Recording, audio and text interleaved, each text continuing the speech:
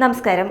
കിളിയൂരിൽ medical വിദ്യാർത്ഥിയായ മകൻ അച്ഛനെ കൊലപ്പെടുത്തിയതിന് പിന്നിൽ ദുരൂഹതകൾ തുടരുന്നു. മകന് ദുർമന്ത്രവുമായി ബന്ധമുണ്ടെന്നാണ് വീട്ടുകാർ തന്നെ വെളിപ്പെടുത്തിയിരിക്കുന്നത്. അതിനാൽ മകൻ അച്ഛനെ വെട്ടിക്കൊലപ്പെടുത്തിയതിന് പിന്നിലെ ദുർമന്ത്രവാദം പോലീസ് അന്വേഷണത്തിന് വിധേയമാക്കുമെന്നാണ് പുറത്തുവരുന്ന വിവരം. കിളിയൂർ ചരിവിള ബംഗ്ലാവിൽ ജോസിനെയാണ് മകൻ വെട്ടിക്കൊലപ്പെടുത്തിയത്.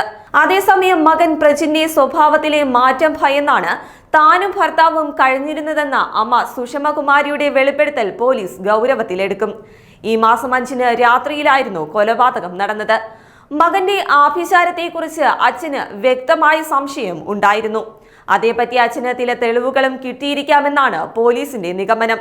ഇത് പുറത്തു വരാതിരിക്കാനാകാം കൊല നടത്തിയതെന്ന സംശയവും ഉയരുന്നുണ്ട്.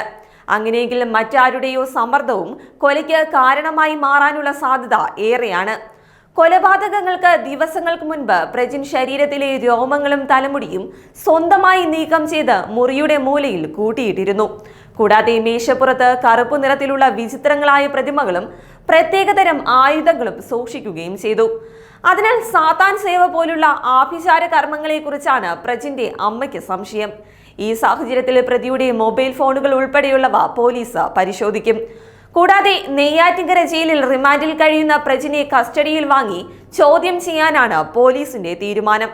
അതേസമയം ഹാളിലെ സോഫയിൽ ചാരിക്കിടന്നിരുന്ന ജോസിന്റെ കഴുത്തിൽ മകൻ പ്രജിൻ വെട്ടുകയായിരുന്നു. പുറത്തേക്കിറങ്ങി ഓടി രക്ഷപ്പെടാൻ ശ്രമിച്ച ജോസിനെ അടുക്കളയിൽ വെച്ച് വീണ്ടും കഴുത്തിലും തലയിലും നെഞ്ചിലും വെട്ടിയാണ് കൊലപ്പെടുത്തിയത്. വീട്ടിലെ 2-ാം നിലയിലെ മുറിയിൽ നിഗൂഢമായ ജീവിതമാണ് പ്രജിൻ നയിച്ചതും. ചൈനയിലെ മെഡിക്കൽ പഠനം പൂർത്തിയാക്കാത്തതിലെ വിഷമവും പ്രജിനുണ്ടായിരുന്നു. പിന്നീട് 1.5 ലക്ഷത്തോളം രൂപ ചിലവിട്ട് കൊച്ചിയിൽ സിനിമാ പഠനത്തിന് പോയി. ഇതിനുശേഷമാണ് പ്രജിന്റെ സ്വഭാവത്തിൽ വലിയ മാറ്റങ്ങൾ കണ്ടു തുടങ്ങിയത്. ഇതിനുശേഷം പള്ളിയിൽ പോലും പ്രജിൻ പോകാറില്ലായിരുന്നു. കൂടാതെ മുറിയടച്ചിരിക്കുന്നത് പതിവാക്കുകയും മുറിയിലേക്ക് ആരെയും കയറ്റാതെയുമായി. ചിലപ്പോഴൊക്കെ രാത്രിയിൽ വാഹനമെടുത്ത് പുറത്തേക്കിറങ്ങുന്ന പ്രജിൻ മണിക്കൂറുകൾ കഴിഞ്ഞാണ് മടങ്ങി വന്നിരുന്നത്. ഇതിനെക്കുറിച്ച് എന്തെങ്കിലും ചോദിച്ചാൽ മർദ്ദനവും പതിവായിരുന്നു.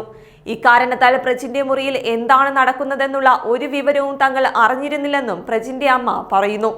കൊച്ചിയിൽ നിന്നും സിനിമാ പഠനം കഴിഞ്ഞെത്തിയ ശേഷമാണ് പ്രജിനിൽ മാറ്റങ്ങൾ കണ്ടു തുടങ്ങിയത്.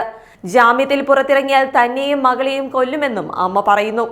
അതേസമയം സ്വാതന്ത്ര്യം നൽകുന്നില്ലെന്ന് ആരോപിച്ചാണ് പ്രജിൻ അച്ഛൻ ജോസിനെ വെട്ടിക്കൊലപ്പെടുത്തിയത്. കൃത്യത്തിന് പിന്നാലെ പ്രജിൻ പോലീസ് സ്റ്റേഷനിലെത്തി കീഴടങ്ങുകയായിരുന്നു. തുടർന്ന് നടത്തിയ അന്വേഷണത്തിലാണ് പ്രജിന്റെ കൂടുതൽ വിവരങ്ങൾ ഇപ്പോൾ പുറത്തുവരുന്നത്.